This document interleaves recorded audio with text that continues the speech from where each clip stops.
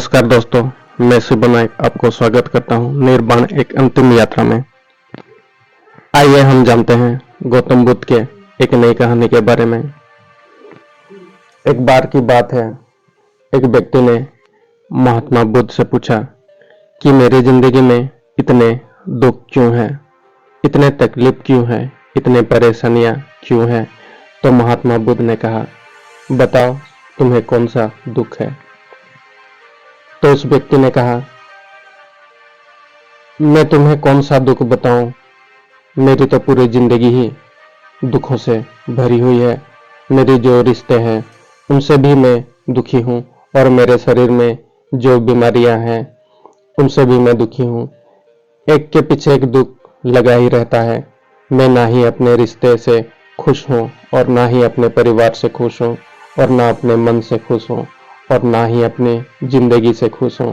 लगता है कि ऐसी जिंदगी से अच्छा है कि मैं मर जाऊं। मरने के बाद कम से कम मुझे शांति तो मिलेगी।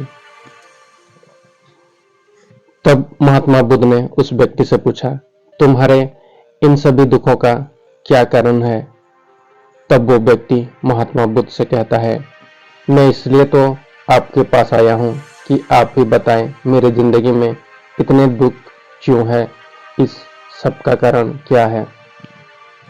महात्मा बुद्ध ने उस व्यक्ति से कहा, जरा गहराई से सोचो, देखो, विचार करो, गहराई से सोचकर तुम्हारा दुख का कारण क्या है उसे तुम जान सकते हो। उस व्यक्ति ने बहुत सोचा, पर उसे जब कुछ समझ नहीं आया तो महात्मा बुद्ध उसको उत्तर दिया, तेरे सारे दुखों का कारण तुम ही हो। ये तेरे मन की आसक्ति ही है, तेरे मन का मोह ही है जो अपने दुख का कारण है। आपके मन के सभी दुखों का कारण आपका मोह है, आपके मन की आसक्ति ही है। तो उस व्यक्ति ने बुद्ध से कहा कि मैं समझा नहीं कि मेरे मन का मोह मेरे दुख का कारण कैसे हो सकता है और मेरा आसक्ति कैसे हो सकती है। तब महात्मा बुद्ध ने उसे 3 छोटी छोटी कहानियां सुनाई। एक व्यक्ति पेड़ से चिपक कर चिल्ला रहा था कि कोई मुझे बचाओ, कोई मुझे इस पेड़ से छुड़ाओ, इस पेड़ से मुझे पकड़ लिया है, पेड़ ने मुझे पकड़ लिया है। तब वहां से एक गुरु और शिष्य गुजर रहे थे। तो उस शिष्य ने अपने गुरु से कहा कि इसकी मदद करना चाहिए, ये इस पेड़ से चिपक गया है। तब उसके गुरु ने कहा कि इसकी मदद कोई नहीं कर सकता। तो वो शिष्य हैरान होकर अपने गुरु से पूछने लगा कि ऐसा क्या है जो इसकी मदद कोई नहीं कर सकता।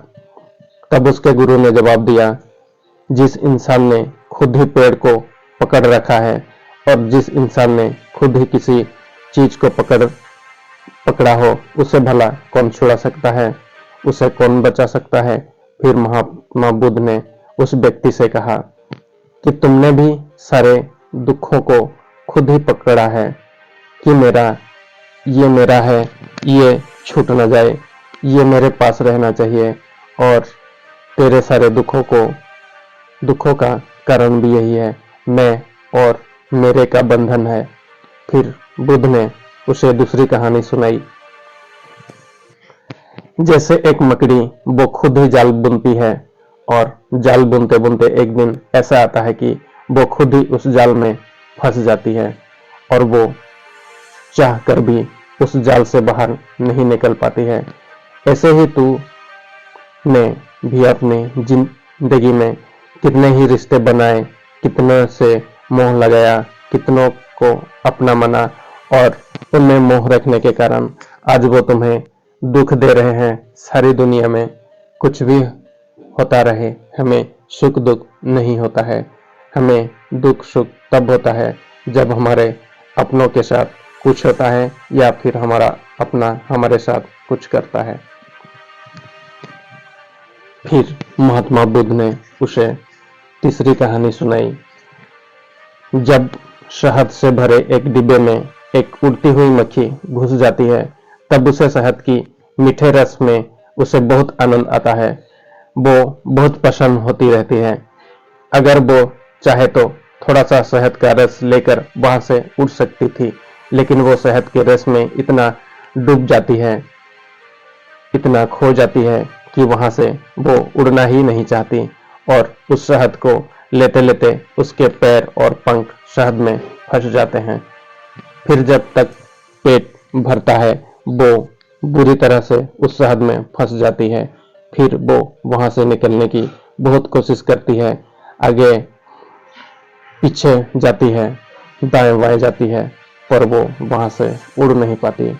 ठीक उसी तरह तूने भी अपने जिंदगी में जिन रिश्तों में आनंद लिया, सुख लिया, शुरू में तो तुझे बहुत ही सुख आया होगा और आज वही रिश्ते तुझे दुख दे रहे हैं।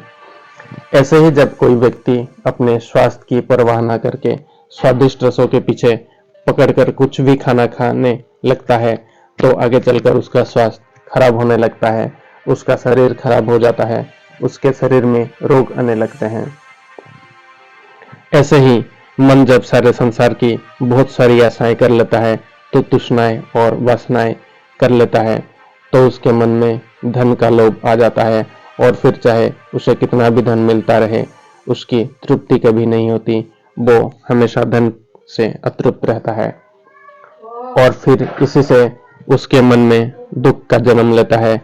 फिर उस व्यक्ति को एहसास होता है कि महात्मा बुद्ध बिल्कुल सही कह रहे हैं, यही सही है, मेरे सारे